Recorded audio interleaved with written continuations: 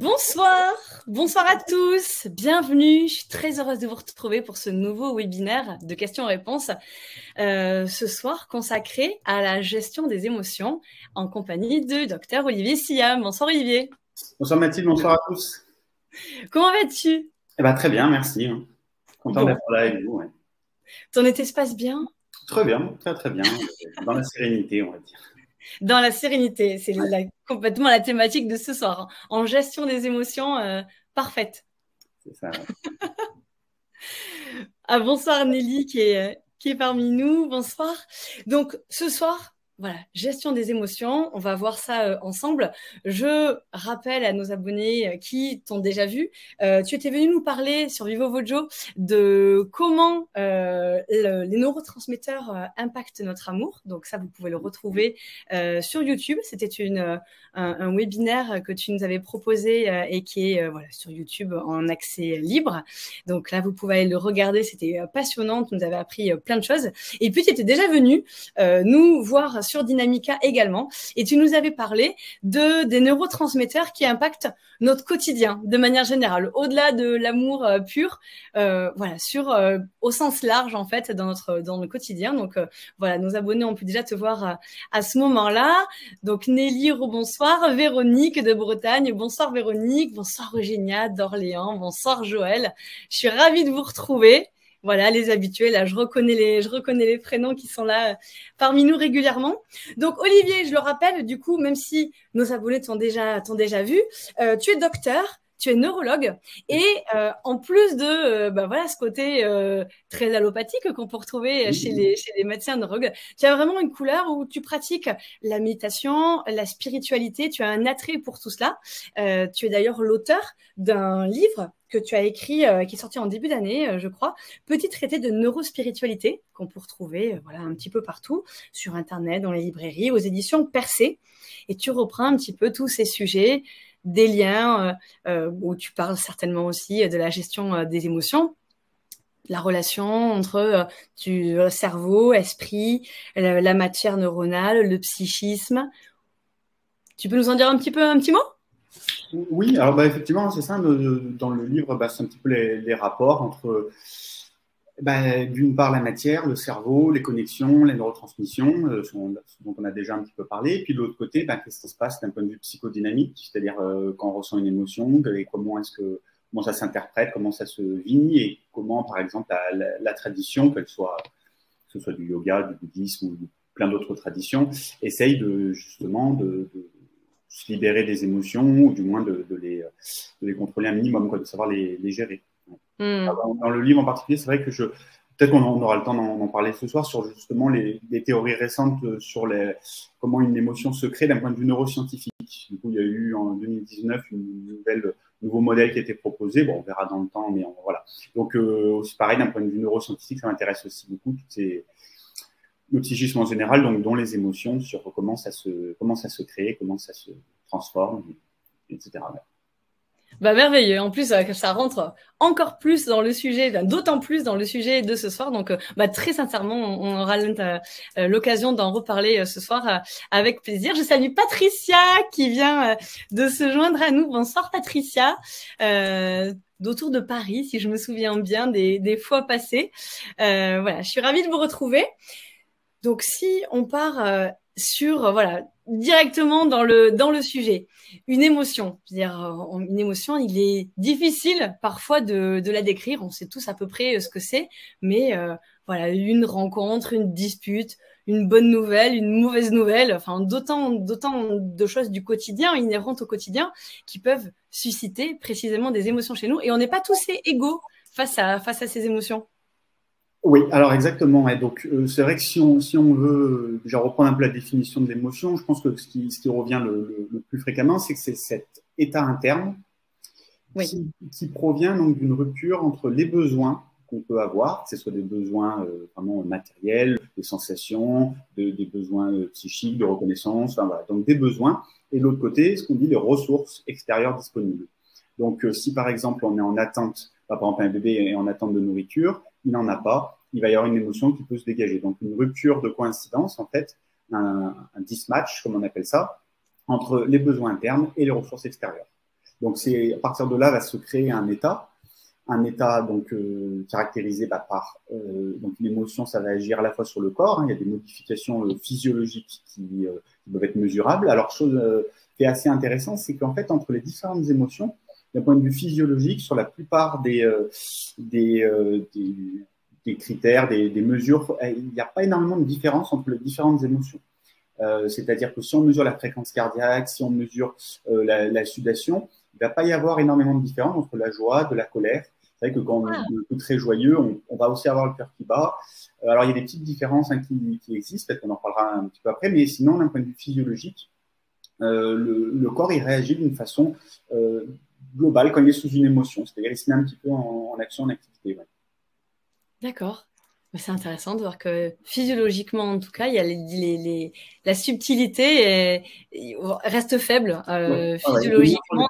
Sur les critères justement donc de fréquence cardiaque, sur les critères de tension artérielle, donc les critères, je dirais les plus superficiels, quoi, les plus réellement mesurables. Après, plus on va rentrer en profondeur, plus il peut y avoir éventuellement des différences, mais sinon sur sur l'aspect physique le plus facilement mesurable, elles sont assez similaires dans leur mesure. C'est intéressant. Janine qui vient d'arriver. Bonsoir Janine de Longjumeau. Bonsoir, merci d'être parmi nous. C'était bien que tu refasses un point sur la physiologie. Est-ce que, avant de rentrer dans les questions, parce qu'on a reçu des questions cette semaine, est-ce que tu pourrais nous expliquer à quoi sert une émotion?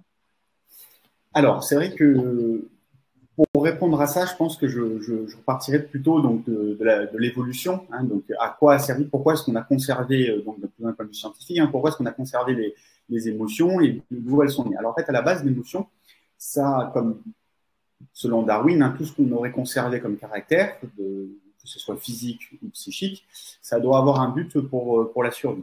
Donc, il ne faut pas oublier que quand même l'homme, il a été sélectionné quand il était chasseur-cueilleur, donc ça a été l'immense majorité jusqu'à moins 70 000 ou jusqu'à. Donc là, on évolue encore, mais depuis quelques milliers d'années, c'est rien comparé aux centaines de milliers d'années avant. Donc en fait, on a évolué, c'est-à-dire que notre système génétique s'est particulièrement profilé dans une période qui ne nous concerne plus vraiment. Donc de chasseurs-cueilleurs, qui veut dire qu'on a des ennemis animaux, des ennemis humains, hein, les fameux mammouths, hein, souvent on peut prendre pour se représenter un danger qui n'existe plus, mais bon, qui à l'époque justement existait. Donc en fait, initialement, pour l'homme, mais aussi même pour les animaux, hein, finalement pour les animaux actuellement, l'émotion, elle a vraiment pour but de nous aider à survivre. Et ça, donc, de différentes façons. Donc, la colère, c'est assez simple. On s'en rend compte que quand on est en colère, la colère, elle permet de mobiliser rapidement de l'énergie. Donc, et nous mettre en action. Donc, on est en colère, et on va pouvoir déjà montrer à l'individu en face qu'on est en colère. Hein, donc, dans la colère, justement, il y a un petit peu plus de dilatation pupillaire, mais ça y est aussi dans la peur. Hein, mais voilà, c'est pour ça que c'est assez proche. Mais on va avoir aussi des traits de visage, et on sait que d'ailleurs, dans les différentes émotions, les traits de visage, c'est quelque chose d'universel. Et même et ça à travers les cultures, quand ils prennent des bébés qui sont nés en Papouasie, qui sont nés en société orientale, occidentale, et en fait, les émotions sont exprimées de la même façon selon les individus. Donc, c'est quelque chose qui est universel. Ouais. Et justement, ça a pour but de reconnaître l'émotion chez l'autre. Donc, reconnaître l'émotion chez l'autre, c'est très important pour déjà savoir si l'autre est en colère et qu'il va être agressif. Éventuellement pour l'altruisme, pour aider quelqu'un qui est en tristesse, qui est en peur, voilà. Et ça peut être aussi communicatif pour la joie, même pour avoir des fonctions de reproduction. Donc, les émotions, elles ont ce but donc pour la survie. Elles essayent aussi de se communiquer à l'autre, hein, pour mettre l'autre sur ses gardes, mais elles vont également avoir chacune leur rôle dans la survie individuelle. Donc, on a dit la colère, elle pouvait par exemple aider à mobiliser beaucoup d'énergie et donc à faciliter le combat, notamment. La peur, ça va être un petit peu la même chose. Ça va mobiliser de l'énergie, mais une énergie plutôt dédiée un peu à la fuite, au repli sur soi. Enfin, repli sur soi, à la défense de soi en partant. La tristesse, en fait, ça a été postulé qu'elle servait notamment pour les bébés, que ce soit animaux ou humains, mais on va dire peut-être plus facilement représentable chez les animaux, quand la mère mourait pour éviter qu'ils sortent du nid et qu'ils se mettent en danger en vagabondant. Donc, en fait, la tristesse permet, par son immobilisme, c'est vrai que quand les patients ou quand on est triste, souvent, on a tendance à pas trop bouger, à rester un petit peu là. Il y en a même parfois qui restent sur leur lit, une clinophilie, comme on appelle ça. Donc la tristesse, en fait, elle pourra avoir pour but de mettre un petit peu la personne dans un état il va rester là où il est, donc théoriquement plutôt en sécurité, le temps de faire son deuil et surtout de se reconstruire, et c'est-à-dire par exemple accepter par exemple que sa maman nourricière n'est plus là, qu'il va falloir aller chercher, donc c'est ça, pour refaire un petit peu le point. Et donc ça va être la tristesse qui va par exemple protéger un petit peu par exemple des animaux quand leur mère ne revient pas, puis après à partir de là ils vont pouvoir aller vaquer à récupérer la nourriture ou autre. Donc d'un point de vue de l'évolution, les émotions, elles ont ce but-là de protéger, donc soit en apportant une grande quantité d'énergie pour le combat ou pour la fuite, soit sinon, donc comme la tristesse, pour pouvoir revenir à soi, prendre conscience, accepter la situation et ensuite agir en fonction. Alors après, c'est vrai que ça dépend donc, des émotions, parce que dans les émotions, donc l'émotion primaire, peur, colère, tristesse et la joie, on peut rajouter la surprise, le dégoût. Là, ça en fait 7, parfois, ça en fait 6, parfois on rajoute aussi la honte. Bon, voilà, les différentes émotions, elles peuvent avoir leur rôle. La honte, par exemple, c'est une émotion. On peut la considérer comme une émotion. Après, on peut aussi la considérer que c'est à la fois une émotion et à la fois de la cognition, c'est-à-dire on a à la fois peur du jugement sociétal. C'est juste une peur mais bon, peu importe si on la considère comme une émotion à part. En fait, l'émotion de honte, elle est très utile en société pour justement transmettre les valeurs qu'on a. Et c'est-à-dire que on a un référentiel de valeurs, et quand on va agir différemment de ce référentiel de valeurs, l'émotion de honte va se mettre en place. Et ça nous permet de nous rappeler à l'ordre que notre façon d'agir n'est pas en accord, n'est pas en résonance avec nos valeurs. Donc, du coup, pour mieux se faire accepter dans la société, par exemple, à l'époque, peut-être pour ne pas se faire tuer par son voisin parce qu'on agit d'une façon pas très bonne. Donc voilà, c'est pour nous remettre un petit peu dans l'ordre. Donc, chacune a un petit peu avait ses fonctions de survie. Alors après, la question, ça va être au jour d'aujourd'hui, est-ce que les émotions ont encore un rôle, oui ou non? Là, je serais moins affirmatif.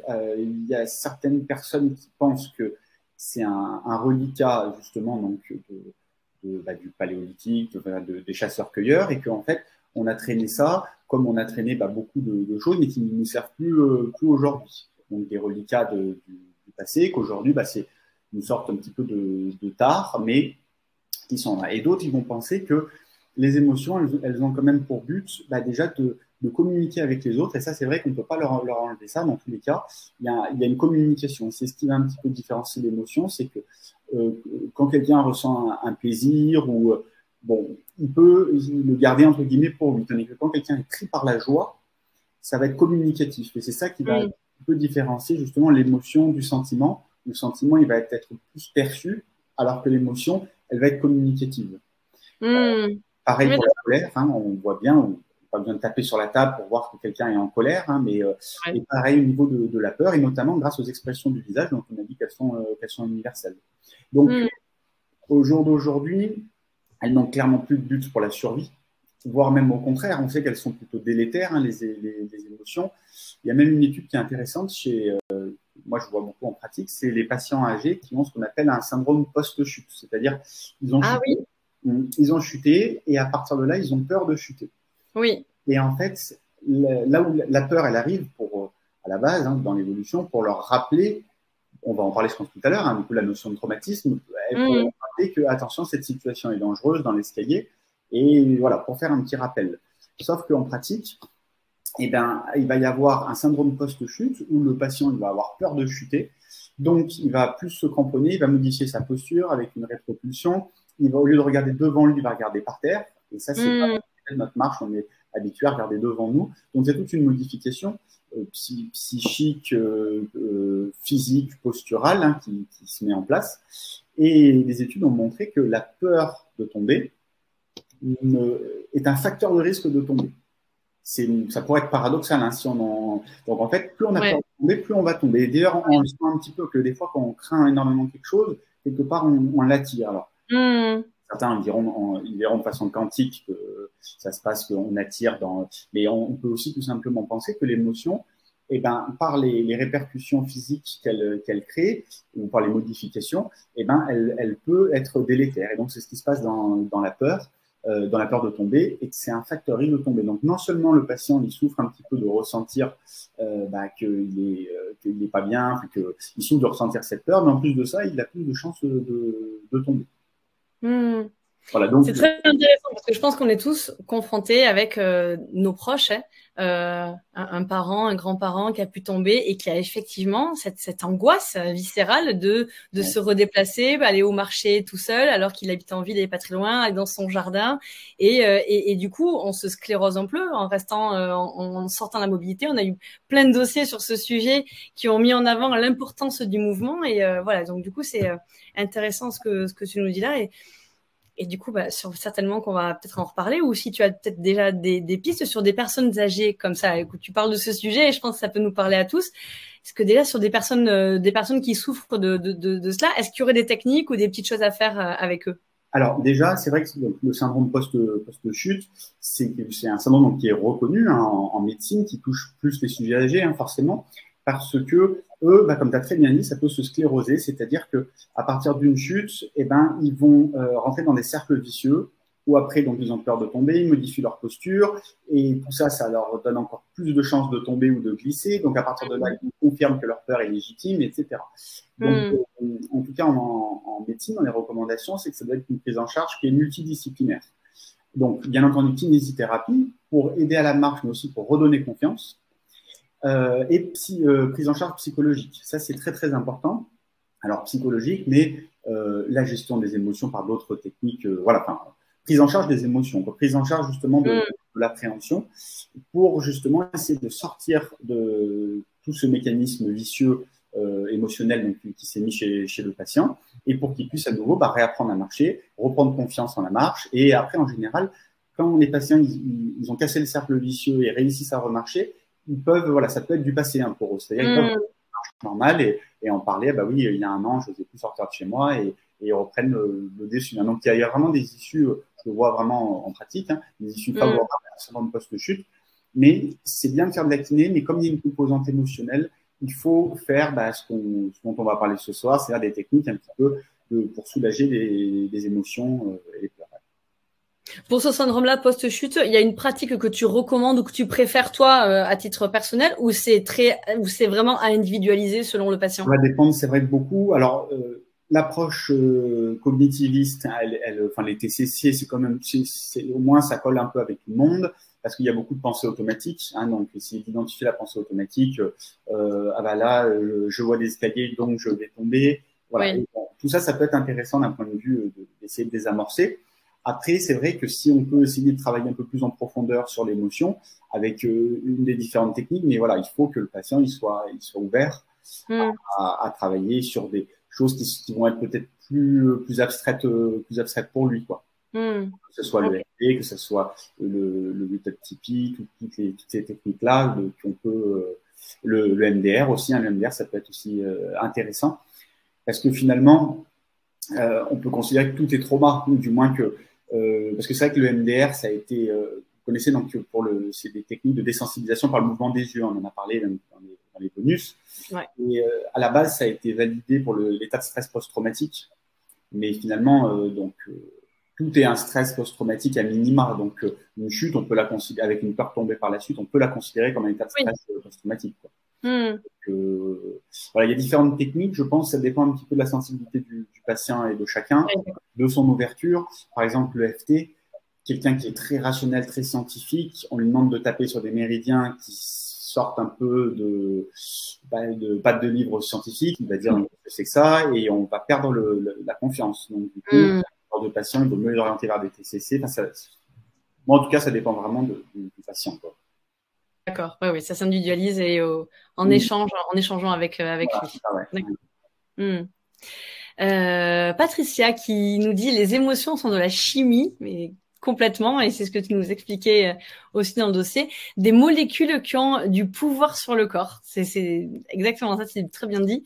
Comment les modifier pour avoir un corps en pleine santé? Alors, c'est vrai que donc, les émotions, plutôt on va parler des émotions négatives, hein, c'est vrai qu'il y a en fonction, on peut dire Oui, que, on est plus sur les émotions négatives, voilà. effectivement. Bon, après, personne ne souhaite vraiment se libérer de la joie. Enfin, c'est rarement un objectif, si bien que, bon, ça dépend en fait comment on considère la joie. Mais, bon. Mais alors, les émotions, c'est vrai qu'elles sont, donc elles peuvent éventuellement avoir un rôle de survie de moins en moins, hein, pour terminer, même, enfin, pour conclure un petit peu au résumé, de survie de moins en moins, voire parfois même là où elles pouvaient aider à la survie, bah, peut-être même qu'elles sont un petit peu délétères. Mais elles peuvent éventuellement avoir un rôle de communication, voilà, encore montrer à l'autre ce dont on ressent pour le prévenir de quelque chose. Par contre, on sait qu'elles sont aussi toxiques, les émotions. Donc, en fonction, donc, selon les différentes émotions, il va y avoir différentes toxicités. On sait par exemple que l'émotion de colère, c'est celle qui est la plus toxique pour les coronaires, au niveau Ah oui. du cœur. Ouais. Donc, ça va être elle, quand il y a des émotions de colère, il va y avoir le plus de spasmes coronariens.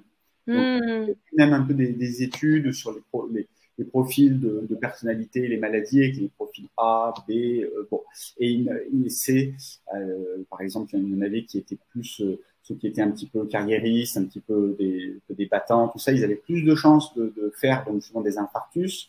Ceux qui évitaient plutôt les conflits, qui étaient donc prototype C, ils avaient plutôt les maladies auto-immunes, inflammatoires, cancer. Enfin bon, voilà. Oui. Ça n'a pas.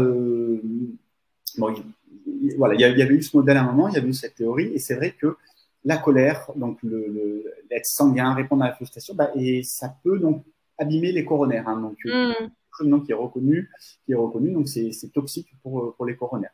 La tristesse, elle peut avoir un côté neurotoxique, hein, puisqu'il peut y avoir des boucles qui se créent au niveau donc, justement de l'amygdale, du cortex frontal, et on va avoir donc aussi avec beaucoup de tristesse le cortisol qui va être dérégulé.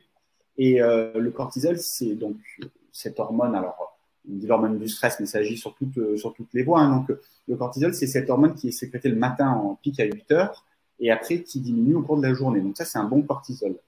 Par contre, plus le système va être déréglé, plus le cortisol il va être mal, c'est-à-dire au lieu d'avoir un pic à 8 heures, ben, on va avoir un petit pic à 8 heures et après on va en avoir un peu tout le long de la journée. Donc ça, par exemple, c'est ce qu'on retrouve chez les profils de patients déprimés. Donc, dans la dépression, on a le cortisol et le pic de 8 heures est moins net et on en a un peu toute la journée. Donc ça, c'est la tristesse peut avoir ce côté neurotoxique, tout comme la peur avec cette anxiété qui peut, donc on dit vider les surrénales, bon, c'est des expressions, mais pareil, on peut avoir justement ces boucles-là qui épuisent le système donc, de l'hypothalamus, de l'hypophyse et surrénalien, où en fait ils l'épuisent, ou plutôt ils le désensibilisent, hein, donc c'est connu que par exemple quand on a trop de cortisol, en fait le cortisol il va désensibiliser, ce qu'on avait parlé la dernière fois, les récepteurs adrénergiques et noradrénergiques. On va avoir donc plus de fatigue, forcément, on va avoir voilà, moins de tous les bénéfices vont diminuer. Donc en fait, les émotions, les négatives, si tant est qu'elles aient un rôle, il faut effectivement, tant que possible, pouvoir s'en libérer parce qu'elles ont leur côté également toxique. C'est intéressant que tu dises que la peur est liée, entre autres, au surrénal. Parce qu'en médecine chinoise, la peur, c'est vraiment les reins. Donc, il y a, tout ce qui touche la médecine chinoise, dès qu'il y a un excès de peur, ça se porte vraiment beaucoup sur reins, donc forcément glande surrénale. Et donc, c'est intéressant que physiologiquement, voilà, tout est lié, bien sûr, mais que ça y réponde aussi. Eugénia te dit que le dossier est très intéressant. Merci beaucoup. Donc, elle te remercie. Reste à approfondir par la pratique. Et voilà, c'est vrai, c'est juste. Il y a la théorie, il y a ce qu'on sait. Et puis après, c'est vrai qu'il faut s'entraîner. Et voilà, et tu nous as proposé une jolie pratique avec la méditation qu'on peut retrouver dans le bonus. Véronique, n'étant pas fait pour avoir des émotions, mais on n'est pas fait pour y rester. Oui, c'est ça. Tu nous expliquais les raisons pour lesquelles on devait avoir des émotions. Enfin, les émotions étaient naturelles et voilà, et bénéfiques. À un moment donné, il faut qu'elles soient là. Mais pas y rester trop longtemps. Alors, encore une fois, là, on parle des mauvaises. Si on reste trop longtemps dans la joie, que dit le neurologue, là? On est d'accord qu'il n'y a pas de problème. Non. Non, alors après, bon, c'est vrai que ça dépend si on considère la joie, comme on parlait même Spinoza, ou une joie un petit peu bonheur. Ou c'est vrai que si on considère que c'est une joie expansive de sauter au plafond, voilà, Oui. qui peut être tellement communicative qu'elle peut aussi finalement un peu déranger les autres, qui peut aussi l'émotion nous relie aux autres, mais elle nous coupe aussi des autres en fait. C'est ça qui est assez paradoxal, c'est que elle interagit, mais quelqu'un qui est, par exemple, on sait bien, très déprimé, très triste, on va avoir du mal à communiquer avec lui. Quelqu'un qui est dans la peur, pareil, il va être beaucoup moins sensible à la raison. Dans la colère, n'en parlons pas. Et même des fois dans la joie, quand il y a un groupe d'individus, il n'y en a qu'un qui est pris par une émotion de joie, eh ben, c'est communicatif dans un sens, mais par contre, voilà, l'effet, c'est que ça peut justement créer cette situation inverse. Donc, je pense que, avec Véronique, c'est très bien dit, c'est que les émotions, globalement, on en a tous, on en aura probablement tous, hein, même s'il y a certains courants spirituels, et encore, ça reste plutôt minoritaire, mais qui ont, dans leur, sans parler d'objectifs, mais dans leur chemin, où on devient libre des émotions, ça je dirais dans tous les courants spirituels, mais après même, on peut ne plus avoir d'émotions. Bon, après, ça c'est un petit peu plus compliqué, sinon c'est une façon de voir les choses où justement, on a tellement plus d'attentes, plus de besoins extérieurs, que forcément, si nos besoins sont nuls, peu importe si les ressources sont nulles, eh ben, on n'aura pas d'émotions qui pourront surgir. Donc ça, c'est un état d'acceptation, mais les plus profonds. Ça veut dire qu'on ne serait pas triste d'un décès parce qu'on se dirait que c'est le flou de la vie. Enfin, en tout cas, voilà. Donc ça, c'est un courant assez rare, mais on va dire donc pour le commun des mortels, effectivement. On est sur une niche, Oui, voilà, c'est ça. sur les personnes qui ne vivent pas l'émotion. Mais oui, c'est intéressant. C'est intéressant que tu partages. Après, c'est peut-être pas forcément, ça n'existe pas forcément, mais en tout cas, voilà, certains parlent d'un chemin vers lequel tendre, mais du coup, voit-il que pour le commun des mortels, on a des émotions. Et c'est vrai que l'idée, ça serait de pouvoir capter ce qui est bon de l'émotion. Donc, par exemple, effectivement, bah déjà, j'ai cette émotion-là, ça veut dire qu'il y a une petite discontinuité entre mes besoins et l'extérieur. La communiquer éventuellement à autrui. Et on sait d'ailleurs que les personnes qui communiquent leurs émotions verbalement, eh ben, ils suscitent plus de compassion, plus de sympathie des autres. Quoi. Donc, exprimer « je suis en colère parce que », souvent même dans une conversation, ça peut débloquer une situation. Et inversement, des études ont montré que reformuler l'émotion de l'autre, et d'ailleurs les psychologues le savent bien, hein, par exemple un vendeur, s'il a un client qui est énervé, lui dire « je vois que vous ressentez de la colère », ça va aussi pacifier, parce que comprendre l'émotion de l'autre et lui montrer qu'on la comprend, ça permet de calmer. Donc, pour ces émotions, donc oui, vivre avec, parce qu'on en aura forcément, mais l'idée, ça serait de les identifier, de les repérer, de les laisser agir comme elles doivent agir, et après, de pouvoir s'en libérer. Laisser l'émotion jouer son rôle, puis laisser-les disparaître. Oui. Et laisser nous traverser. Exactement, tout à fait. Ouais. Faire ce qu'elle a à faire et disparaître, mais pas, voilà, l'échec serait de s'accrocher à une émotion, qu'elle ait perdu tout son sens initial, et par contre qu'elle agisse de façon toxique en sous-marin. Enfin, oui. Nathalie qui vient d'arriver. Coucou Nathalie, je suis ravie de vous retrouver parce que Nathalie est très active sur le forum, mais elle a un décalage horaire qui est important avec le Québec et elle n'est pas toujours disponible pour être parmi nous. Donc, je suis ravie que vous ayez pu trouver un créneau, Nathalie. Donc, ravie de vous retrouver ici. Patricia qui nous dit « La pratique me semble essentielle puisque les émotions sont exprimées dans et grâce au corps. » Donc, effectivement, les pratiques sont importantes. Tu le confirmes, Olivier? Oui, je dirais qu'elles sont très importantes parce que je dirais que c'est vraiment une gymnastique où on va s'entraîner, on va se muscler pour justement repérer l'émotion, l'identifier. C'est des mécanismes même qui prennent des aires cérébrales un petit peu différents, de prendre conscience, de nommer et de pouvoir justement essayer de s'en libérer. Donc, c'est exactement ça, ouais. Il faut pratiquer et plus on va pratiquer, plus après, l'émotion, elle jouera son rôle, voilà, son rôle rapide, mais elle n'aura pas son rôle toxique. Oui. Janine qui te dit « Certains ont tellement l'habitude de masquer leurs émotions qu'ils ne savent plus les exprimer. Comment les aider ?» C'est une bonne question. Alors, donc déjà, il y a on va dire une condition, ça s'appelle, enfin une condition, on peut parler d'affection, c'est l'alexithymie. L'alexithymie, c'est le fait de ne pas ressentir d'émotions, d'états internes. Donc, c'est justement des patients qui réellement ne ressentent pas leurs émotions. C'est peut-être plus exact de dire ça que de dire n'ont pas d'émotions. C'est plutôt, ils ne les ressentent pas. Et donc, eux, ils peuvent ressentir un mal-être. Mais qu'est-ce que vous ressentez? Je ne sais pas. Est-ce que vous êtes plutôt triste, plutôt anxieux, ou vous êtes plutôt en colère? Je ne sais pas. Et donc ça, c'est ce qu'on appelle l'alexithymie. Après, il y en a d'autres qui ont des émotions, mais par la culture, l'éducation, par leur choix personnel, par leur identité, par tout ça, ils vont les réprimer en les sachant et agir comme s'ils ne les avaient pas. Si c'était par rapport donc, à ceux qui ne les ressentent pas ou mal, donc pour l'alexithymie, donc les pratiques justement en fait, comme on est sur on est plutôt donc ce qu'on appelait avant le cerveau droit, mais bon, même si finalement ça plus trop c'est plus une modélisation. En fait, toutes les pratiques donc où on va de faire de la pleine conscience plutôt sensorielle, ça va aider en fait à prendre conscience de ses émotions. Et vraiment, ça c'est quelque chose où tout simplement en ressentant les sensations de sa main, droite, gauche, en ressentant par exemple les sons, et ben ça va nous aider en fait à nous ouvrir à cette voie, donc justement, d'identification et de ressenti. Et après, parce que c'est vrai que si les patients ne ressentent rien du tout, si on leur fait une méditation sur les émotions, ils vont dire qu'ils n'ont rien. Mais en fait, ces patients, enfin, ces patients ou pas patients, mais ces personnes-là, c'est pas grave s'il n'y a aucune émotion. On peut commencer par autre chose. On peut commencer par du ressenti. Alors, l'idée, ça va pas être de mettre une musique et de se focaliser dessus, mais plutôt aller dans la nature, écouter différents sons et faire un body scanner. Voilà, là, ce qu'on va rechercher, c'est pas de la concentration, donc c'est pas des méditations du type focus attention, où on a notre attention sur une bougie c'est plutôt au contraire, plutôt de la pleine conscience, c'est-à-dire s'ouvrir à ce qu'il y a. Et en fait, en s'ouvrant à l'extérieur ou à nos sensations corporelles, on va faciliter le mécanisme pour s'ouvrir à nos propres émotions. Ça marche aussi pour ceux qui ressentent les émotions, mais qui les masquent.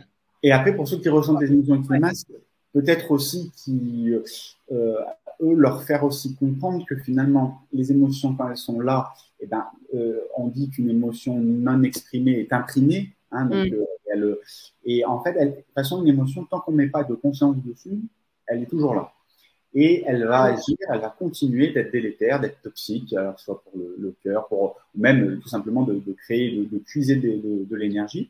Donc le problème, c'est que ces patients-là, ils ne seront jamais libres de l'émotion parce que tant qu'on n'a pas mis une écoute dessus, elle va être là et elle va donc agir. Donc, pour aider ces personnes-là, déjà leur faire comprendre que les émotions sont normales, qu'elles ont même un petit rôle éventuellement bénéfique, et surtout, pour pouvoir s'en libérer, il faut les laisser circuler, il faut les laisser au moins s'exprimer un petit peu. Donc, essayer de les identifier aussi avant, parce que parfois on les masque, mais on n'a pas la cause de… Oui, tout à fait. Et après, là, on y revient, donc pour les identifier, c'est vraiment primordial dans beaucoup de pratiques. Donc, déjà, au niveau neuroscientifique, il est recommandé, quand il y a une émotion, de la nommer, en fait. De la nommer, c'est important. Et en fait, dans le bouddhisme aussi, alors dans le bouddhisme tibétain, ils ont beaucoup de métaphores ou autres, ils parlent de nommer les démons. Donc, c'est-à-dire que il ne faut pas hésiter à mettre un mot dessus et donc dire, là, par exemple, tristesse. Et le dire plusieurs fois de suite, comme ça, en fait, parce qu'en fait, le fait de pouvoir mettre un mot dessus, déjà, on utilise différentes aires cérébrales. Et comme on le sait, l'émotion, donc, elle va se former à un endroit ou à différents endroits du cerveau. Et c'est un peu tout l'enjeu pour pouvoir se libérer des émotions, c'est d'utiliser le cerveau en globalité, notamment le cortex frontal qui va rationaliser. Et à partir de là, lui, en fait, les deux vont s'inhiber, c'est-à-dire la raison et l'émotion, les deux s'inhibent. C'est-à-dire que l'émotion, souvent, elle éteint la raison, mais on arrive, et c'est le principe des thérapies cognitives, on arrive justement par la raison, c'est-à-dire quelles sont vos pensées automatiques? Je pense que je vais mourir. Est-ce que vous pensez que c'est rationnel? Quels sont les arguments pour et contre? Ah oui, c'est vrai que finalement, ça n'a pas trop de sens. Donc, parfois, on arrive à faire machine arrière, quoi. Donc, il y a une interaction dans les deux sens. Et là, souvent, quand il y a une grosse émotion, elle prend le dessus sur la raison. Donc, ça se travaille plutôt à froid, d'ailleurs, d'essayer de désamorcer une émotion par la raison. Mais voilà, il est toujours possible, donc justement, de travailler sur ces émotions par les pratiques répétées. Oui, ce que tu disais, le pourquoi, essayer d'aller vraiment on ressent ça, mais pourquoi? Et donc, on donne une réponse. Et pourquoi? C'est vrai que c'est intéressant ce que tu dis là le questionnement du pourquoi en cascade permet parfois de remonter assez loin et de remonter à la cause ou au traumatisme un Ouais. peu initial ou enfin mettre Plutôt à distance, le quoi. doigt dessus. Ouais. Mm. Oui, c'est intéressant. Eugénia rebondissait sur le commentaire de Janine en disant qu'on peut les aider en commençant par nous-mêmes. De toute façon, je pense que tu es d'accord avec ça. On est plus efficace dans l'aide à l'autre lorsque nous-mêmes, on est plutôt... Alors, on n'est jamais dans un état parfait émotionnellement. Enfin, voilà, on s'y approche peut-être, mais on est toujours plus aidant lorsque nous-mêmes, on va à peu près bien. Dans tous les cas, si on veut, en fait, c'est aussi dans les côtés négatifs, on va dire, des émotions, c'est qu'une émotion, elle est communicative, certes, mais elle nous coupe des personnes. Donc, quelqu'un qui est triste, quelqu'un qui est en colère, quelqu'un qui est... Donc, une émotion, elle va avoir, hélas, ce côté-là, mais c'est-à-dire de se couper. Et en plus de ça, elle va accaparer la conscience sur l'émotion en elle-même. Donc, c'est-à-dire quelqu'un qui est triste, il va être vraiment, sa conscience va être focalisée sur la tristesse. Et du coup, il sera d'autant moins disponible pour avoir une attention vers l'autre, que ce soit de la bienveillance ou que ce soit tout simplement une écoute de l'émotion de l'autre. Et comme on a dit, écouter l'émotion de l'autre, c'est déjà l'aider à la diminuer. Donc, pour revenir à ce que tu disais, c'est que si nous-mêmes, on est pris par une émotion, l'émotion de l'autre, on ne sera pas disponible pour l'écouter. Et donc, du coup, on ne lui donnera pas cette oreille, mais aussi cette conscience qui lui permettra aussi de décharger son émotion. Ouais. Donc, effectivement, je pense que quand on est bien soi-même, spontanément, on a cette ouverture. Et cette ouverture qui va permettre à l'autre de nous confier son émotion pour qu'elle se dilue et qu'il s'en libère. Ouais. Patricia nous pose des questions sur les petits-enfants et elle dit que c'est effectivement plus difficile de pratiquer ces techniques-là pour libérer les émotions. Je la garde entre parenthèses, cette question, parce qu'on a 2 questions qu'on a reçues par mail sur des petits-enfants. Donc voilà, peut-être qu'on pourra y répondre en même temps. Eugénia Alors Nathalie avait posé une question avant. Je crois que derrière chaque émotion, il y a un besoin. Et si on peut mettre le doigt sur ce besoin, on peut gérer nos émotions. Oui, c'est vrai parce que donc, ce qu'on disait, c'est la rupture entre le besoin et la ressource. Donc effectivement. Et en tout cas, quand on arrive justement à d'être entre guillemets le plus autosuffisant, c'est-à-dire à avoir le moins de besoins, en fait finalement des besoins extérieurs, et on peut vraiment gérer d'autant mieux nos émotions. Et ça, c'est sûr qu'un bébé qui pleure, qui crie, lui, il va avoir besoin toujours, enfin son besoin de nourriture et son besoin son manque d'autonomie, ça fait qu'il va être entre guillemets condamné à utiliser l'émotion pour communiquer qu'il a faim. Par exemple, un tout bébé qui ne sait pas encore communiquer autrement, il va utiliser, ou un animal ou autre, il va utiliser cette émotion-là, quoi. Donc, c'est vrai que derrière chaque émotion, il y a clairement une attente ou un besoin. Et effectivement, on peut, en travaillant sur le besoin, c'est une autre façon de désamorcer en amont, cette fois, parce qu'avant même que l'émotion arrive, de désamorcer ça. Oui. Et tu as répondu exactement à la question que vient de poser Nathalie. Et si on se demandait plutôt comment je ferais pour changer mon état émotionnel, au fond, de quoi j'ai besoin? Donc, c'est exactement ce que tu viens de dire. Il faut essayer vraiment d'identifier le besoin. Alors voilà, après, il y a identifié le besoin. Et après, par contre, il y a tout ce qui va donc, c'est-à-dire, on a un besoin par exemple, même simplement un besoin d'amour. On va chercher, alors un amour qui soit conjugal ou pas, mais un besoin d'amour ou de reconnaissance. On va aller le chercher auprès de quelqu'un, par exemple un collègue de travail, et lui ne nous le donne pas. Et bien du coup, ça peut typiquement, besoin d'affection et ressources extérieures nulles, créer de la colère, par exemple, ou de la tristesse. Ça va être propre à chacun.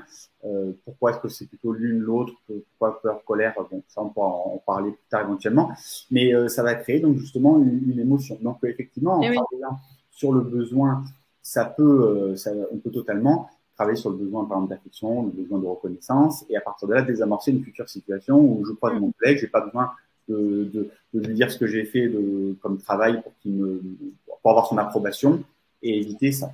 Après, par contre, il existe des émotions qui sont en fait des sortes de réponses à un traumatisme ancien, et là, pour lesquelles, finalement, c'est même plus tellement de la demande. Donc, ce que je prenais comme exemple dans la vidéo, c'est je me suis fait mordre par un chien, ou j'ai vu quelqu'un se faire mordre par un chien, et après, quand je recroise un chien, tout d'un coup, il y a une émotion. Là, on n'est plus. Alors, le besoin, si on a un, ça serait éventuellement le besoin de sécurité, enfin, le besoin d'intégrité, enfin, voilà, et un chien qui paraît menaçant, mais du coup, toute la déconstruction, ça sera de ne plus considérer le chien comme une menace. Oui. Donc, voilà. Donc là, après, on en revient un petit peu à ce qu'on disait donc, sur les traumatismes, en particulier le post-traumatique. Comment donc, ça se crée et surtout comment essayer de s'en libérer. Non, c'est intéressant. Eugénia qui dit: je pense que derrière chaque émotion que derrière chaque émotion est un désir et le désir change. Oui, peut-être désir, besoin. Désir, besoin. Je pense qu'effectivement, si on parle en termes freudiens, c'est vrai que Freud il différencie besoin et désir, ou même sans parler de Freud, on peut dire que le besoin il est plus primaire. Donc, on ne va pas avoir un besoin d'un vélo, par exemple. Bon, et encore pour travailler, mais disons, ça ne fait pas partie des besoins primaires, alors que le désir, il peut être de tout. Ça peut être un désir d'aller dans l'espace. Voilà. Par contre, le besoin, ça serait plus voilà, des besoins par rapport à des choses un peu plus élémentaires, comme la nourriture, la nutrition, comme ces choses-là. Mais oui, hein, donc du coup, le désir aussi, effectivement, hein, c'est comme on disait, le désir de plaire, on ne plaît pas à la personne, on devient triste, par exemple. Ouais, effectivement. Hein, ouais. Il peut y avoir un lien, effectivement. Ouais, ouais.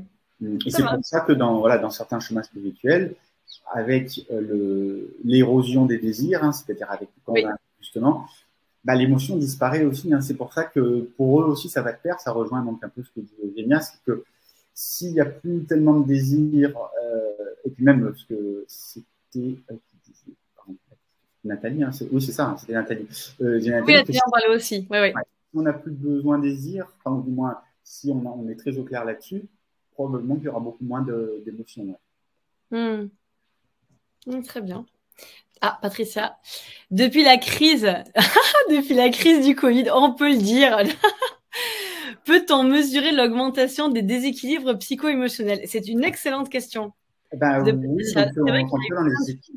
dans les études, il y a eu énormément donc c'est dépression et anxiété. Alors je crois, il faudra vérifier, mais qu'il n'y a pas eu plus de nouvelles maladies, schizophrénie, tout ça qui ont été mis. C'est vraiment anxiété et dépression. Les deux ont augmenté. Ouais. Et même, ce qui est encore un peu plus inquiétant, il me semble que ce qui a le plus augmenté, c'est ce côté, on n'est pas encore en dépression, mais le côté mal-être, déprime, notamment chez les étudiants, ça peut faire un peu à bas bruit, même je crois qu'il y avait des études chez les internes de médecine ou autres, où on n'a pas les critères pour faire dire c'est une dépression, c'est un trouble anxieux, mais justement une sorte de mal-être, après le Covid, c'est du coup les études d'épidémiologie, hein, où on voit alors c'est par différents moyens, les demandes de consultation, les consommations de psychotropes, mais oui, il y a une augmentation. Et puis le confinement, je veux dire, le fait de se retrouver seul pour certaines personnes, de couper du lien humain, là aussi en termes d'émotion, c'est très puissant. Il y a eu probablement des ruptures entre les besoins, des besoins sociaux. Peut-être qu'on a pris conscience par le pied de ce déconfinement. Si on peut trouver un point positif, remettre le lien humain au centre. Ouais, mais c'est vrai que même après au niveau du travail, moi j'ai eu l'impression qu'il y en a beaucoup qui ont pris conscience que le travail était aussi ressource pour eux et que avec le télétravail, ils étaient contents de retourner au travail et que finalement, là où certains ils pensaient que s'ils pouvaient ne pas aller travailler, c'était le mieux, ils se rendent compte des fois qu'en ne travaillant pas. Mais tout ça, c'est des choses. De toute façon, on dit que aucune prise de conscience n'est mauvaise, quoi. Chacune est bonne. Non, je pense que on a pris conscience de nos besoins affectifs et sociaux. Le lien, l'humain. Enfin, avec tout ce qui se passe, le télétravail qui en parlait, les réseaux sociaux, tout ce qui coupe, qui donne l'apparence d'avoir plus d'échanges et puis finalement qui coupe un peu parfois de l'essentiel. Eugénia, avant de changer quelque chose, il faut le connaître. Et le dossier d'aujourd'hui peut nous aider, effectivement. Et Olivier nous a donné plein de clés aujourd'hui pour travailler tout ça. Nathalie, au Québec, le Covid a exacerbé les situations de besoins sociaux et mentaux, surtout chez les jeunes. Et ouais, c'est vrai que c'est vraiment les jeunes, là, on voit chez les étudiants, internes en médecine, tout ça. Alors peut-être parce que c'est des populations, justement, qui ont encore plus ce besoin de. C'est vrai que moi, je vois je faisais mes études, 18, 19, 20 ans, 21 ans, il y avait en permanence justement des choses pour se retrouver, pour tout ça. Et c'est vrai que là, les pauvres étudiants qui ont quitté leur village ou leur petite ville pour aller dans les grandes villes universitaires, qui sont dans des petits appartements tout seuls, Oui. on dit, enfin, ça a été forcément. Ouais, c'est vrai que mais oui, complètement. Complètement. Janine qui dit énormément de décrochage scolaire et d'abandon d'études supérieures. Les jeunes ne sont pas forcément en déprime déclarée, mais clairement un peu paumés. Mais oui, ça va. Ça, c'est pas forcément les. Alors, il y a une augmentation des troubles anxieux, dépression, ça s'est avéré, mais il y a aussi beaucoup ce côté, voilà, c'est des gens qui ont un mal-être, qui sans pour autant rentrer dans une maladie psychiatrique, hein, mais ça c'est ouais. Oui. Des jeunes dans ces cas-là, qu'est-ce qu'on pourrait leur conseiller? Est-ce que eux, ils peuvent identifier, parce que du coup, c'est le lien social qui a été coupé, mais comment leur redonner un peu? Il y a des techniques qui sont plus appropriées que d'autres? Enfin, je sais pas si tu travailles forcément avec eux, mais. Alors, bon, moi, je vois à partir de 15 ans, donc ça m'arrive un petit peu, mais c'est vrai que j'en ai vu un petit peu. Je pense qu'il faut, comme tout, poser le problème, c'est-à-dire être dans le ressenti. Et là où il y en a beaucoup qui, justement, avec une petite alexithymie, hein, qui, sur le côté, c'est vrai que les sociétés actuelles où on est toujours en train de faire quelque chose, et ben, je pense que là, on est un peu moins bon pour ressentir nos émotions, peut-être qu'avant. Hein, ça, c'est sûr que on fuit, on a beaucoup moins de temps mort où on ressent comment on se sent dans notre corps, tout ça. Il y a le portable qui vient tout de suite. Donc déjà, oui, c'est ça. Prendre conscience du mal-être, déjà, se rendre compte, essayer de comprendre les causes.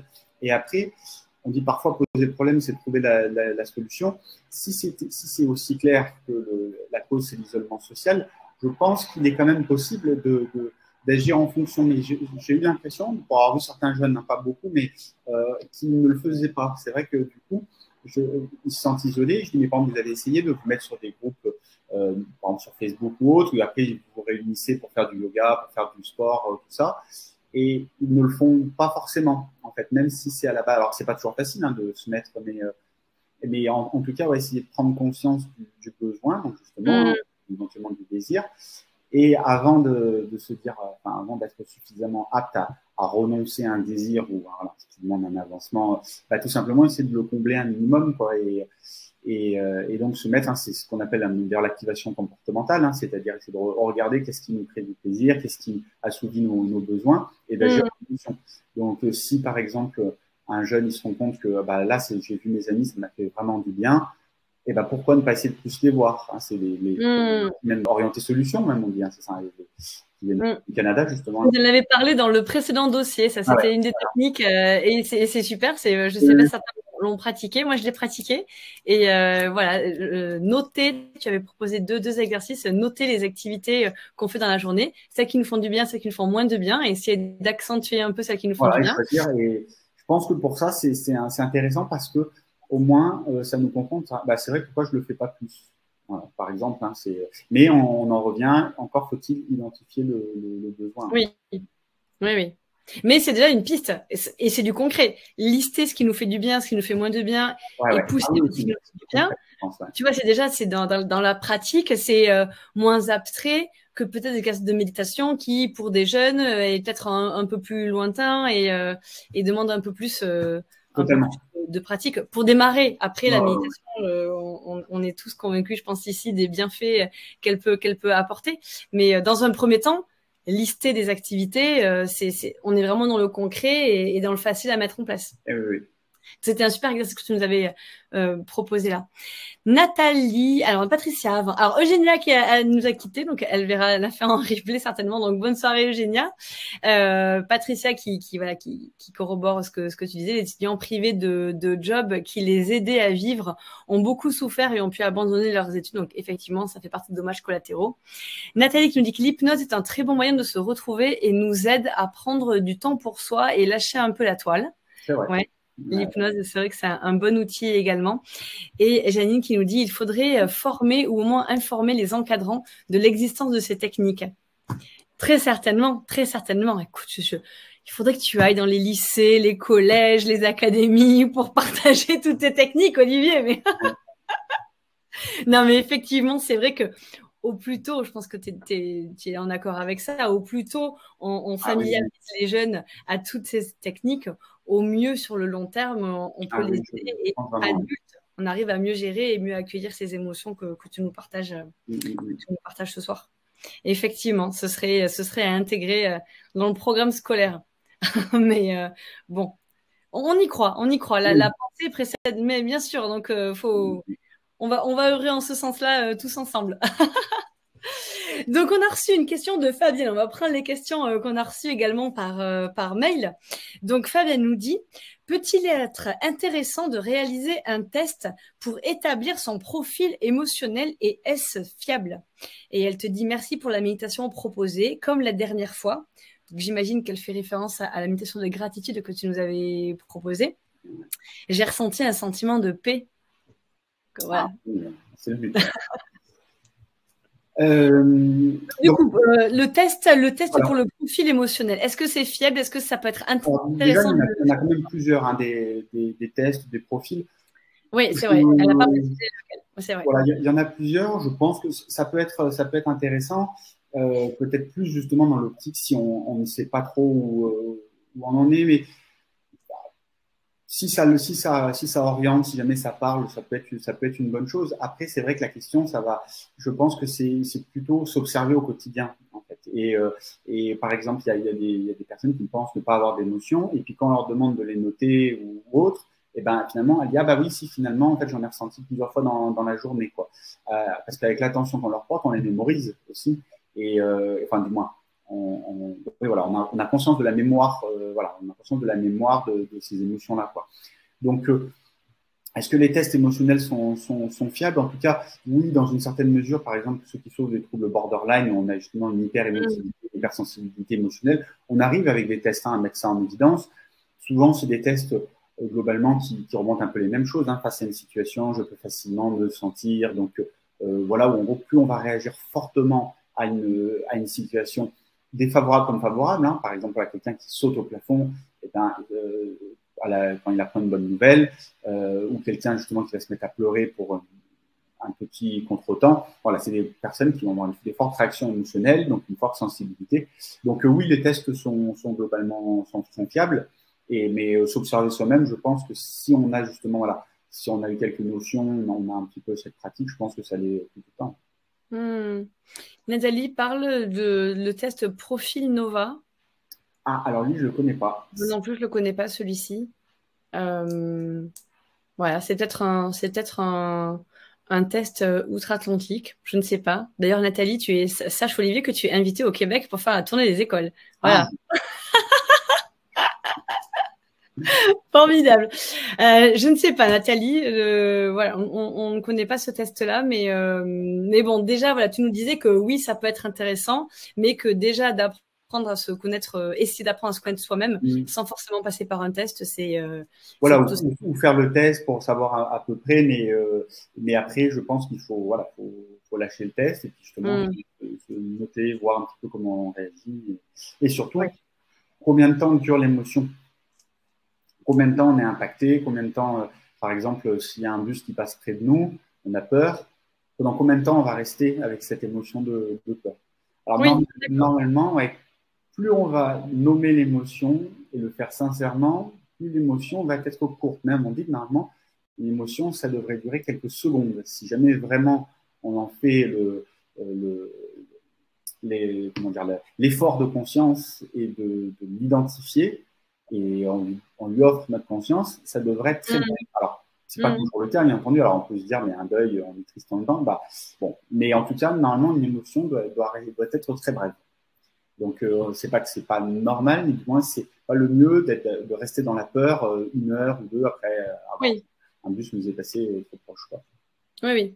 Là, le deuil, c'est un peu particulier, mais par exemple, voir un chien, si, pour reprendre l'exercice, enfin, l'exemple, pardon, que tu donnais dans le dossier, voilà, si on a la peur, l'angoisse lorsqu'on croise un chien, il faut pas que ça dure 2 heures. C'est ce que Voilà, tu c'est dis. ça. Parce que le deuil, c'est différent parce qu'en fait, le deuil au quotidien, on a des rappels et on a des habitudes, donc qui fait que, bon, l'émotion, elle se recrée enfin, voilà, à chaque fois. Donc, et par exemple, pour les émotions ponctuelles, donc, par exemple, de colère, de peur, ou même de tristesse, si on voit un événement triste, pas des animaux, même, hein, et après, entre guillemets, on s'éloigne des animaux qui souffrent, ou je sais pas, qui ont un décès, qui ont vu mort. L'émotion ne doit pas durer trop. Enfin, voilà, il faut aussi observer combien de temps dure l'émotion. Et est-ce qu'elle a joué son rôle? Et justement, après, normalement, une émotion, elle peut déboucher sur une sorte de sagesse, c'est-à-dire qu'elle s'est convertie en une acceptation, quelque chose qui nous rendra normalement plus fort que la colère. Oui, oui. Je rebondis sur une question qu'on a reçue parce que c'est exactement ce que tu dis là sur le fait de voir un animal qui souffre, par exemple, et combien de temps ça dure derrière. On a Julie qui nous a écrit: sujette à l'hyperémotivité et l'hypersensibilité, j'ai testé plusieurs méthodes dont l'EFT. Je ressens une amélioration, mais cela reste une souffrance dans mon quotidien. Donc c'est un peu, donc il y a pas elle pose pas de question derrière. J'imagine que derrière il y a peut-être sous-entendu ou qu'est-ce que je pourrais faire ou des petites pistes. Mais ce que tu dis, par exemple l'hypersensibilité, là pour le coup on y est en animal qui souffre.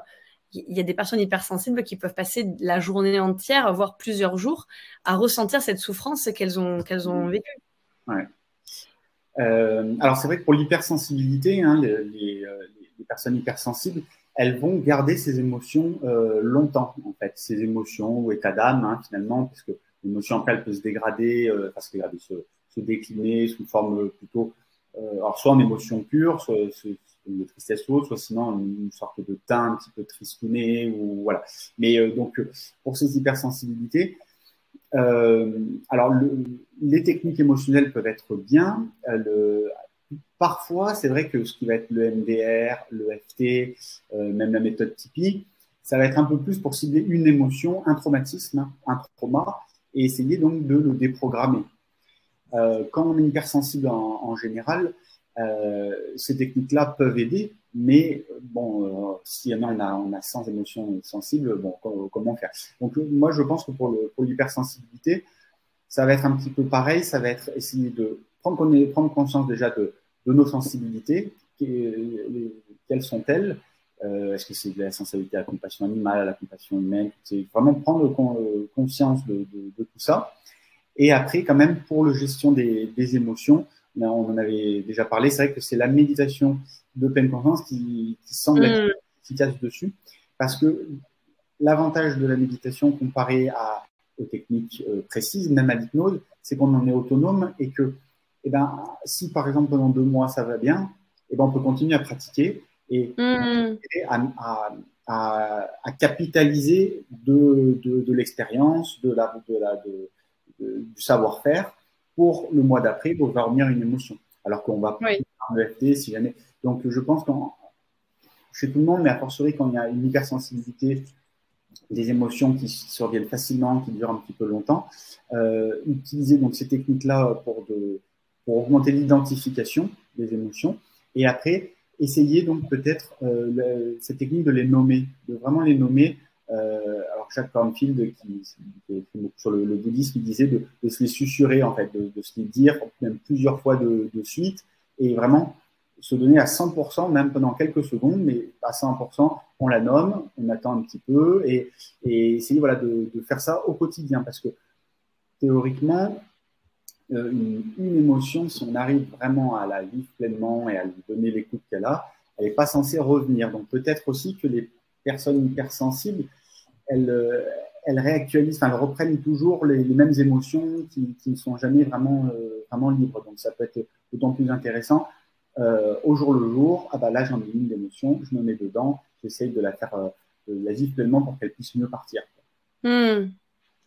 Oui, c'est vraiment nommer, identifier au plus possible, Ouais, quantifier. c'est Oui, ça. oui, ce que tu dis, c'est vraiment la première clé, la première étape en tout cas Ouais. pour Et aller d'ailleurs, vers dans un usage. beaucoup, hein, que ce soit avec le MDR, avec Tipeee ou autre, on met des notes, hein, entre 1 et 10, vraiment des échelles visuelles, Ouais, des échelles analogiques, on la note pour voir à combien elle est. En mm, fait, toutes ces techniques-là, finalement, bah, pour pouvoir noter, bah, il faut avoir conscience. Donc, en fait, c'est mm. aussi un petit truc, quoi, une petite technique pour justement, elle a combien sur 10? Ah bah attends, je réfléchis, je la visualise. Et en fait, grâce à ça, pour pouvoir mettre une note, il faut qu'on en ait pris conscience, quoi. Mm. Oui, oui, complètement. Complètement, oui, oui. On a des témoignages, des partages donc, que je vais lire là. Donc, Véronique qui dit que Descartes ayant séparé le corps et l'esprit, beaucoup d'Occidentaux ne perçoivent pas les émotions avec nos perceptions sensorielles. C'est très juste. Ouais, très juste, C'est ouais. très juste. Mm. Patricia, et si on pouvait simplement intégrer ces méthodes d'aide pour prévenir, reconnaître et pacifier les émotions difficiles dès le plus jeune âge, pour aider les enfants et les ados, nous aurions des adultes plus à l'aise dans la vie. Bah, Certainement. c'est vrai qu'en plus, c'est vrai que si on voit beaucoup d'activités, à commencer par les langues, mais où on voit comment c'est parfois même dur de s'y mettre à l'âge adulte. Alors, il y a le Oui. côté peut-être physique, mais il y a aussi d'un point de vue cérébral, apprendre à jouer aux échecs, tout ça, c'est rare, par exemple, de commencer à 50 ans et d'être champion du monde, ou de commencer à 40 ans. Donc, c'est peut-être même possible, non seulement que les enfants peuvent le faire, mais que commencer enfant, ça Mm. offrirait cette fraîcheur que par exemple, dans beaucoup de sports, si on n'a pas commencé avant 15 ans, c'est fini pour nous. Enfin, s'il y avait la même chose avec la méditation, c'est vrai que ce serait vraiment, et Oui. probablement que c'est le cas. Hein, donc, ouais, si on arrivait alors, sans forcer les enfants, il faut que ça soit toujours en proposant que ce soit de façon divertissante, en forme de jeu ou autre. Je pense En que. montrant l'exemple aussi, en méditant avec eux. Ouais, ouais, ouais. Mm. Oui, oui, c'est vrai, c'est vrai. Nathalie qui dit, je vous donnerai plus d'infos. Ah, j'imagine que c'est sur le test, le profil Nova. Ouais, c'est le test utilisé afin d'avoir notre profil de personnalité et émotionnel. Il est très utilisé par les entreprises à l'embauche de candidats. Ah oui, d'accord. On note, on connaîtra en tout cas le nom. Merci Nathalie. Janine qui dit d'où l'intérêt d'informer et former les encadrants et les enseignants afin de transmettre ces méthodes aux enfants dès les petites classes pour créer des automatismes et d'autonomie. Enfin, voilà, c'est complètement ça, c'est ce qu'on disait au plus jeune âge et ouais, c'est ce que tu disais sur l'entraînement. Et effectivement, il est plus difficile de s'y mettre. C'est pas impossible, mais plus on commence tard, plus voilà, ça demande rigueur et persévérance en tout cas. Ah, oui, Et Patrick il nous dit que l'EFT peut être aussi une aide vers l'autonomie, à condition d'être persévérant. Elle en parle aussi, persévérant et attentif. Attentif au ressenti, j'imagine. Patricia, si vous pouvez, ouais, peut-être. Mais oui, compléter, mais oui, persévérant. Oui, ça, oui. hein, attentif à soi, attentif à ce qui émane. Ouais. Ah, c'est intéressant. Alors, il nous reste 2 questions. Donc, si vous voulez continuer à partager vos témoignages ou à reposer des questions, on va aborder du coup les 2 dernières qu'on a reçues par mail. Donc, François qui nous dit « Mon petit-fils a des troubles autistiques. Quelle méthode recommanderiez-vous » Alors, c'est vrai que dans les TSA, dans les troubles du spectre autistique, donc il y en a déjà différentes, hein, en fonction, donc si jamais il y a des troubles classiques avec, c'est-à-dire si jamais il y a une scolarisation qui est possible ou qui ne l'est pas, en fonction de la forme. Hein. Pour les troubles autistiques, il avait été quand même supposé qu'il y ait un petit déficit dans la fonction miroir des neurones. Donc, du coup, Oui. l'enfant, il a du mal à apprendre par mimétisme. Donc, il a du mal à capter les émotions. Et c'est vrai que justement, dans l'autisme, les émotions, elles sont pas très bien exprimées puisqu'il a très peu conscience de ses émotions, très peu conscience de les émotions qui l'entourent. Mmh. Donc, pareil, l'aider à prendre conscience des émotions, ça serait quelque chose qui serait très, très, je dirais, encore plus intéressant parce que les enfants autistes, ils peuvent être bien, puis tout d'un coup, ils sont pris par une émotion et sans se rendre compte, ils vont avoir des comportements de peur ou de colère qui sont vraiment, ils peuvent être vraiment même surprenants qu'on n'a pas l'habitude. Mmh. Donc après, tout l'enjeu, ça va être de savoir comment est-ce qu'on met ça en place. Donc, Pareil, je pense que ça doit être sous forme de jeu, ça doit être sous ces formes-là. Après, c'est vrai que pour travailler éventuellement, donc, ce qui pourrait manquer la fonction de miroir, par exemple, tout ce qui va être compassion, qui marche aussi par le système des neurones miroirs. Est-ce que des méditations de compassion, de bienveillance, ça pourrait aider? Je pense que oui, mais pareil, est-ce que c'est facile à mettre en place? Ça, pas forcément, quoi. Mais À par exemple, tester, en tout cas. voilà, à tester. Mais en tout cas, le même schéma, essayer de lui apprendre à identifier ce qu'il ressent sur le moment. Et après, quand il est bien, pourquoi pas essayer de lui faire deviner des émotions, par exemple, avec sur Internet, vous pouvez facilement trouver des visages avec des émotions. Et Ah oui. voilà, et lui dire, bah là, qu'est-ce qu'il ressent, est-ce qu'il est dégoûté, est-ce qu'il est surpris. Et en fait, en faisant travailler ça, on travaille justement la reconnaissance des émotions chez l'autre, mais en fait, en apprenant à les reconnaître chez l'autre, on apprend aussi à les reconnaître chez soi. Mmh. Oui, c'est vrai qu'on a pu le voir passer, mais c'est bien de le rappeler sur des réseaux ou quoi que ce soit. Mais c'est vrai que des images avec des émotions et identifier les émotions, les déclarer, les nommer pour des enfants, Ça peut être au bien. travers des images, c'est un super conseil. C'est Bah, un voilà. peu ludique en même temps, et voilà, ça permet de travailler un petit peu tout ce mécanisme-là. Ouais. Ouais. Ouais, ouais, complètement. Donc, François, si vous êtes là ou si vous le regardez en replay, voilà, des petites cartes avec les émotions, voilà, qui pourront certainement aider votre petit-fils. Il y a eu des commentaires entre-temps. Donc, Patricia qui a complété attentif aux émotions et tapoter tout de suite. Voilà, une émotion arrive, clac, clac, clac, clac, clac, clac, on y va, on tapote. Oui, c'est vrai. Ça peut aider. Et Nathalie, une émotion qui peut nous pourrir la vie, c'est vraiment la peur. Peur de ci, peur de ça. Alors, en lisant ceci, je ne connaîtrais pas la peur, car la peur tue l'esprit. La peur est la petite mort qui conduit à l'oblitération totale. J'affronterai ma peur, je lui permettrai de passer sur moi, au travers de moi. Ça a gardé un peu comme un mantra, ça, presque. Ouais, non, mais c'est vrai.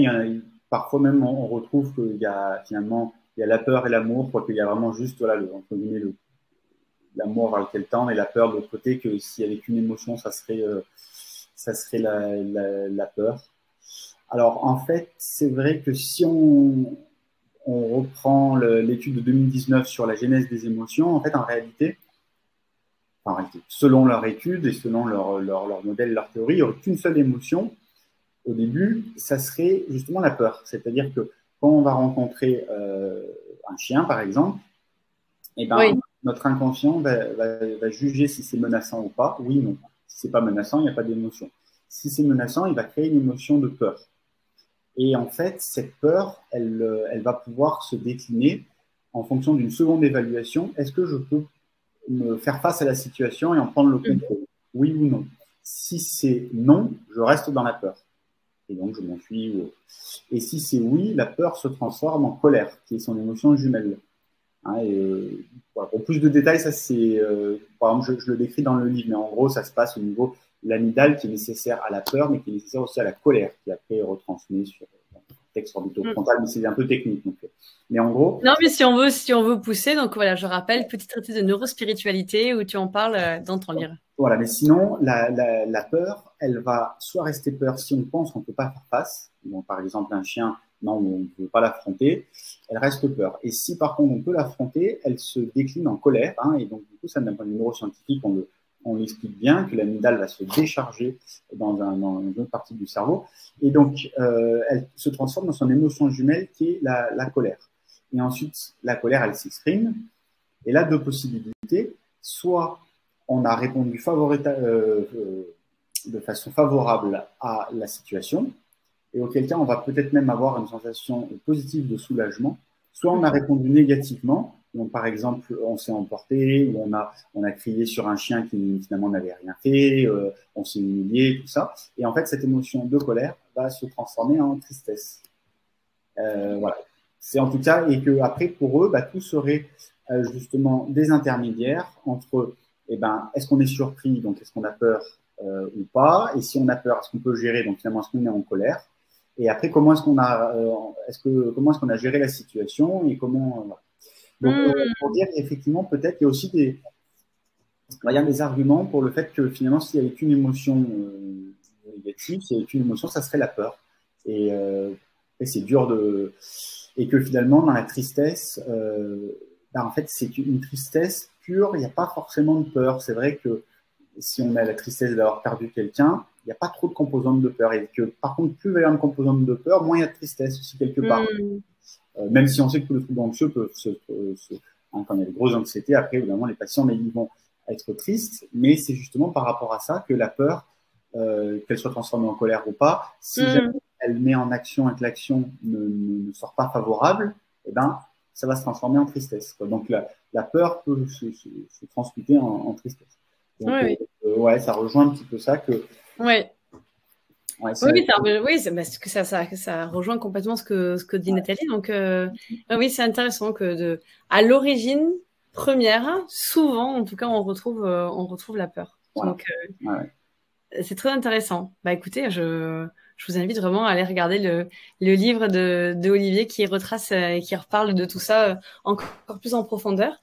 Véronique qui parle de sécurité et pas sécurité, donc j'imagine qu'elle rebondissait en même temps que ce que tu nous expliquais sur la peur. Effectivement, il y a forcément la notion de sécurité ou d'insécurité qui est inhérente au sentiment de peur. Et on en parle beaucoup.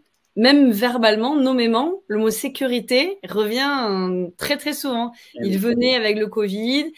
Il y a eu la sphère élection où il y avait beaucoup le mot sécurité qui revenait aussi. Enfin, c'est un mot qui est sous-jacent très régulièrement. Et du coup, qui est là avec l'émotion de peur et avec tout ce que ça entraîne. Tu viens de nous l'expliquer. C'est souvent à la base de beaucoup d'autres émotions. On arrive à la dernière question reçue par mail. Donc voilà, si vous avez des derniers témoignages ou des dernières questions à poser, c'est le moment. Donc la dernière question, c'est Christine qui nous l'a envoyée et qui nous dit, donc elle parle encore de son petit-fils. Je vous avais dit qu'il y avait 2 questions par rapport aux enfants. Donc mon petit-fils pousse des colères phénoménales suivies de crises de pleurs. Auriez-vous des pistes à me communiquer? Bon, ça rejoint certainement ce que tu viens de dire. Souvent, donc c'est dans ce sens-là. C'est vrai que donc les enfants, donc souvent qui ont ce comportement-là. Donc si on en suit cette théorie, en tout cas récente là sur les émotions, que la colère viendrait d'une peur déjà. Donc peur de quelque chose. Alors est-ce que c'est peur de manquer? Est-ce que c'est peur de… Mais bon, il y aurait peut-être une peur ou on va dire tout simplement un besoin pour il y aurait ce besoin-là parce que d'ailleurs souvent ce qu'on se rend compte c'est que ces enfants-là ils ont des crises de colère mais pas de partout. Et par exemple ils peuvent très bien être très colériques à la maison et pas à l'école ou à la maison école pas chez un grand-père ou chez un grand-oncle.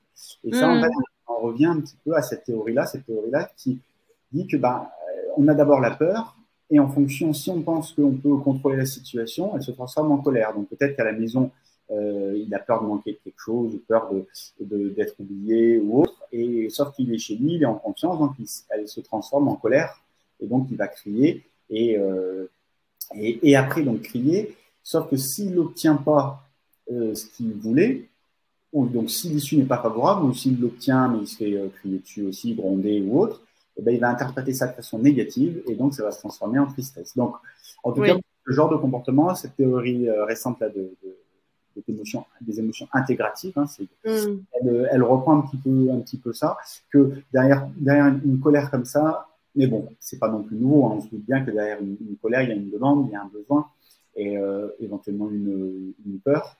Et la tristesse, voilà, fréquent que les émotions, elles changent l'une envers l'autre, et plutôt dans ce sens-là, peur, colère, tristesse, ou peur, tristesse.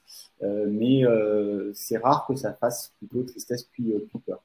Donc après, vous voyez, alors souvent avec les enfants, pareil, ils ne savent pas forcément de quoi ils ont besoin, ou ils ont du mal à l'exprimer, mais peut-être voilà, trouver ça. Alors après, par contre, pendant la crise, ça,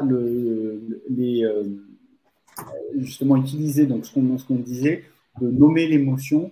Donc je vois que tu es en colère, ou d'accord, j'ai conscience, on parle à un enfant, j'ai compris que tu étais en colère, j'écoute ta colère, pourquoi tu es en colère, et voilà, parfois verbaliser, ça peut, en fait, on identifie pour lui, quoi, pour que justement essayer de voilà, explique-moi qu'est-ce que tu ressens et pourquoi. Et ça, pareil, c'est des petits outils pour que il identifie et il nomme. Et à partir de là, il puisse s'en libérer un petit peu. Oui. Et après, Véronique, je ne parle pas des autres techniques, mais plus compliqué à mettre en place. Je ne sais pas quel âge il a, mais elle ne précise pas quel âge il a. Elle précise pas. Tu pensais à quoi comme autre technique plus difficile à mettre en place? Ça euh, parlera peut-être alors, à certains parmi nous. non, alors après, dans ces techniques qu'on n'avait pas parlé, d'ailleurs, j'ai pas vraiment, mais c'est vrai que parfois on entend avec tout ce qui est kinésiologie, microkiné, Ah oui. ostéopathie. Mais bon, déjà, j'aurais pas de référence scientifique du tout là-dessus à donner, mais que sur le exemple de la microkiné ou autre, il peut y avoir des émotions pareilles bloquées dans le corps et qu'on arriverait au moins, alors chez éventuellement tout le monde, hein, mais au moins chez ceux qui ne parlent pas encore ou pour qui une thérapie est compliquée, ça pourrait éventuellement être une méthode d'approche un petit peu différente pour Ouais. s'affranchir de ça. C'est intéressant que tu parles de kinésiologie et d'autres techniques. Ah Voilà, ouais, c'est chouette. dessus, mais je pense que ça peut valoir le coup d'essayer. J'avais entendu que la micro-kiné, qu'il y a eu quelques quand même. Oui, la microkiné aussi. Ouais. Voilà.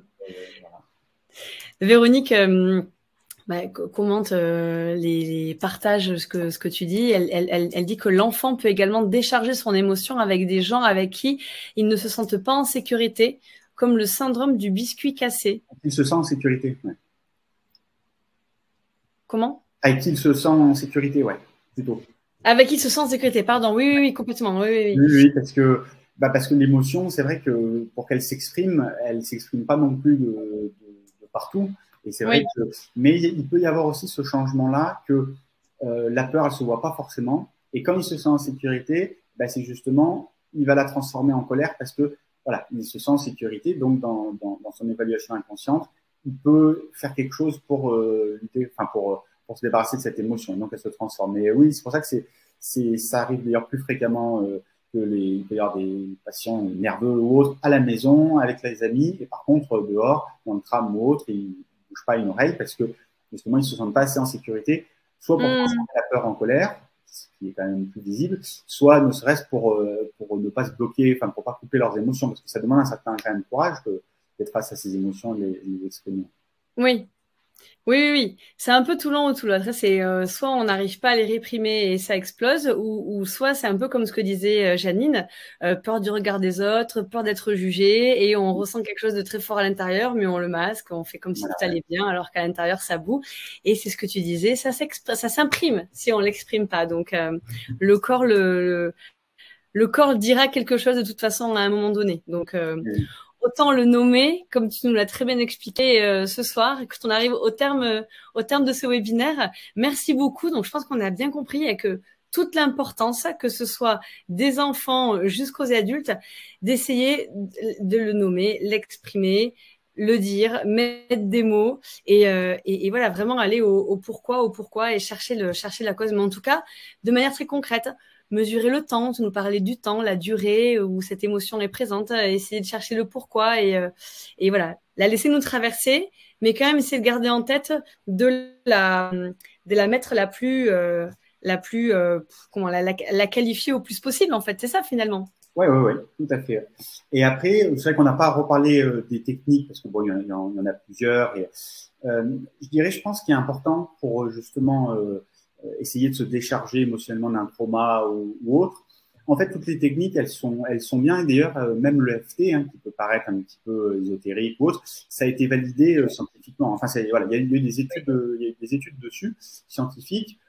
Alors bon, d'ailleurs, si on veut, voilà, il y a des études scientifiques, si on veut au contraire faire le contre-argument, enfin l'avocat du diable, dans ces études scientifiques, elles sont supérieures au placebo, mais parfois elles peuvent être équivalentes à d'autres techniques. Donc, en fait, on ne sait pas tellement ce qui se passe, et ça, chacun pourra interpréter comme il veut. Est-ce qu'on tapote vraiment sur des méridiens ou pas? Peu importe. Ce qu'on peut dire, c'est que c'est des techniques efficaces. Après, c'est vrai qu'ils se sont amusés à tapoter un peu à d'autres endroits et ça marchait quand même plus ou moins. Mais bon, peu importe. C'est pas ça qu'il faut retenir. Ce qu'il faut retenir, c'est que ces techniques marchent, que ça soit donc le MDR, que ça soit ça. Mais en fait, s'il y a un tronc commun à toutes ces techniques, ça va être un peu ce que j'expliquais un peu tout à l'heure, c'est de déjà se remettre en conscience de l'émotion. Donc, on va repenser au scénario, on va repenser à la pensée, voilà. On va se reprendre contact avec l'émotion. on va même mettre une note dessus, mais ça, c'est encore une fois fait aussi pour d'autant plus se dire attends, à quel point à quel point elle me traverse, à quel point elle me perturbe. Et après, dans le pouce, que ce soit le MDR, que ce soit ça, finalement, on va la diluer. Et ce que je disais tout à l'heure, on peut la diluer au niveau du cortex de la pensée ou autre, mais aussi la diluer en sensoriel.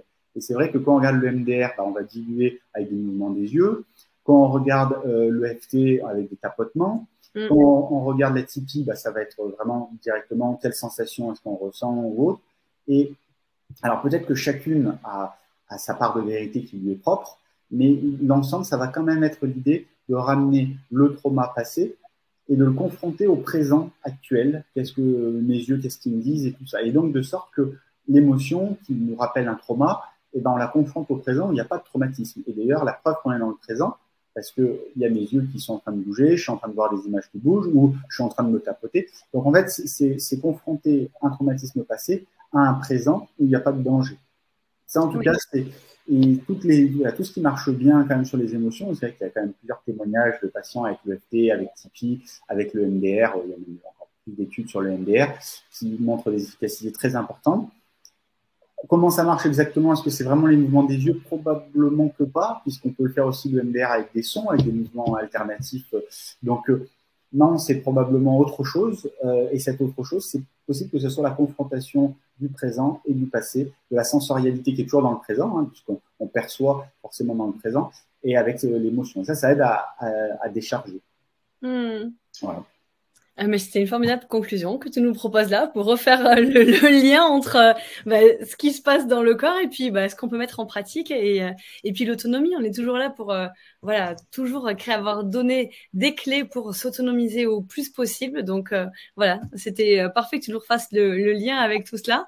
Janine qui dit que oui, le FT est d'une très grande efficacité. Moi, je peux témoigner aussi, Janine, que j'ai fait l'expérience avec une dame qui s'appelle Patricia également et voilà, j'ai passé un moment incroyable et voilà, elle m'a guéri de plein de choses, donc je lui suis extrêmement reconnaissante. Donc je peux témoigner également que le FT est extrêmement puissant.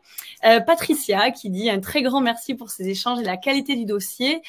Pour les petits, j'ai beaucoup appris avec Isabelle Filosia. C'est vrai qu'elle est assez incroyable cette personne et qu'elle donne plein de bons conseils. J'ai aussi eu l'occasion de l'étudier et elle est formidable. Eugénia qui te remercie. Eugénia qui est toujours là du coup, et vous Eugénia qui est revenue donc. Mais merci à vous Eugénia. Véronique te dit merci beaucoup pour ce dossier très intéressant, refaire le lien entre le corps et les émotions. Donc voilà, elle te remercie également. Nathalie, formidable Olivier, merci beaucoup, toujours instructif avec de bonnes réflexions. Oui, complètement. Donc voilà, donc merci pour tous ces témoignages. Olivier, nous on va te retrouver dans quelques temps où tu vas nous parler du sommeil, donc tout autre sujet.